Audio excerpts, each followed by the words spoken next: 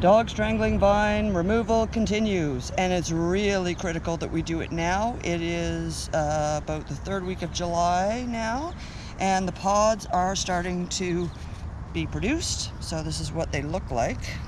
They're very, very skinny, and they're smooth.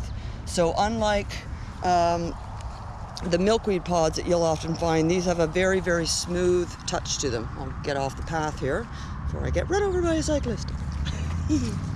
Anyway, so we're still controlling it down in along the experimental farm path in Carlington.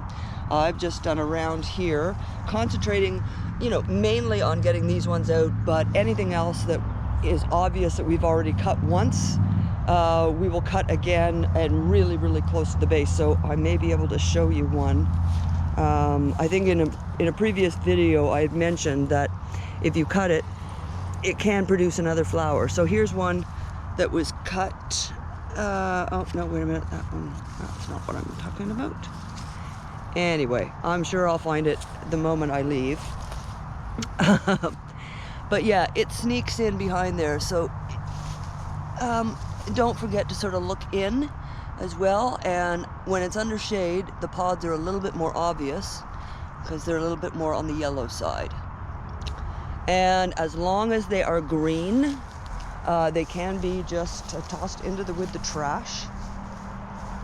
Oh, here's a good example right here. So this one was obviously cut before, and then it sprung a new leaf from that node.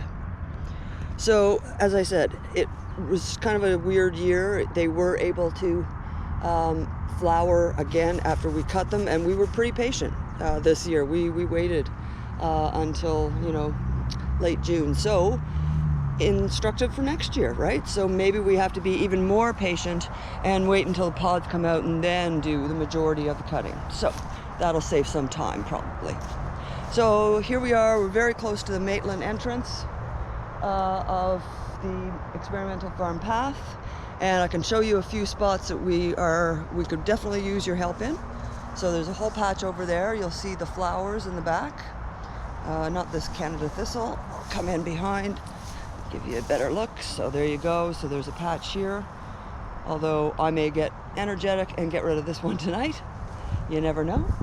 But you can always find it, especially around here. It's been pretty bad, and last year a couple of our volunteers in particular really did such a fabulous job here, and it really shows because there's not as much of it kicking around. Now there seems to be a bee on that mullein. Oh, and here we have some nice common milkweed. So here, yeah, you can see the difference in the pods. They're that sort of nubbly feel to them.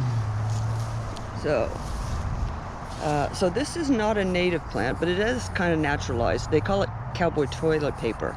And so it's giant, it's either mullein or mullein. And there's a little bee here.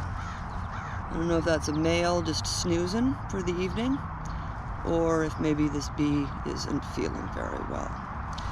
Either way, we will leave the bee to their business. Oh, I see some dog strangling vine over there. It is the unfortunate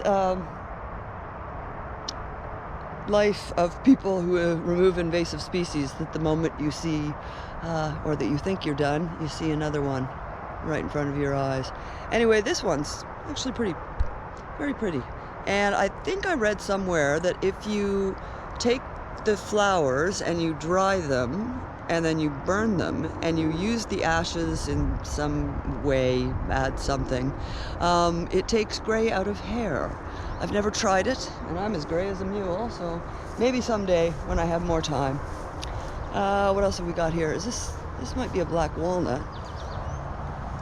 Let's see if it's got any fruit on it. No. Never hurts to just take a little wander around. Yep, there's a couple of lone, couple of straggly dog strangling vines. Same over there. I can see some popping up all around this particular area. And yeah, if we can get a hold on this, we got a nice eastern white pine right behind it. So that's quite pretty. All right. Back to dog strangling vine removal on a absolutely gorgeous evening. Hope to hear, see, and maybe videotape some hawks.